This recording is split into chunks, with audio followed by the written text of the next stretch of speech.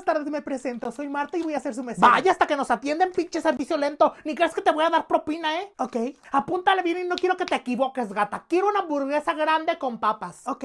Y también quiero un refresco de cola sin hielo. Permítame repetirle su orden, señorita. Oye, ¿eres estúpida o qué? ¿Por qué me lo vas a repetir? Una hamburguesa con una escupidita mía. Las hamburguesas las voy a chorrear con un chorrito de mi pipí. Y el refresco te lo voy a entregar, pero antes de entregártelo, lo voy a tomar, voy a hacer gárgaras y te lo voy a escupir y te lo voy a entregar. ¿Pero por qué le vas a hacer eso a mi comida? ¿Cómo que por qué, señorita? Sí, porque no puedes darme un buen servicio. Le explico. Lo que pasa es que estamos implementando una nueva forma de atender a los clientes groseros. No, señorita, le quiero pedir una disculpa. Lamentablemente usted ya fue grosera. Ya me ofendió. ¿No puede desofenderme? No, es que no. En un momento les traigo su orden. Güey, le voy a pedir una disculpa a la mesera para que me traiga bien mi comida. Le paso su refresco y la hamburguesa. Ah, perdón, la hamburguesa no le he escupido.